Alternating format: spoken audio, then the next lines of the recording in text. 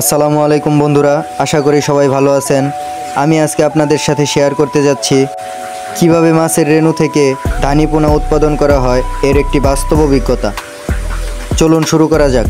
নালিতাবাড়ির তিনানি থেকে আমাদের কাছ থেকে এক মৎস্য চাষি কিছুদিন আগে মাছের রেণু সংগ্রহ করেছিলেন।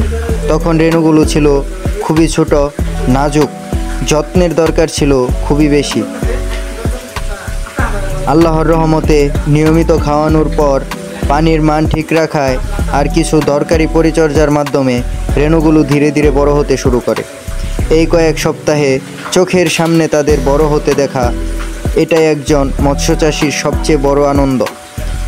আজ সেই মাছগুলোকে এক জায়গা থেকে অন্য জায়গায় নিয়ে আসলাম পুকুরে ছাড়ার জন্য।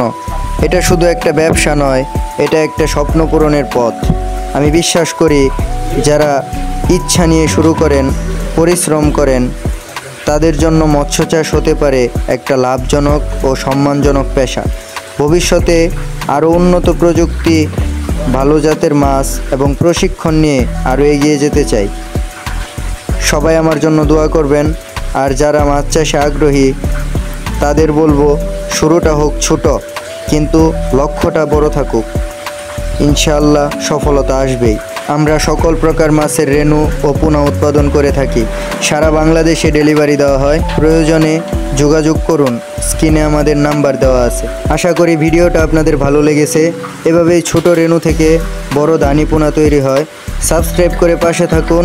আরও বাস্তব অভিজ্ঞতার জন্য লাইক দিতে ভুলবেন না, আর কমেন্টে জানাবেন আপনার মতামত।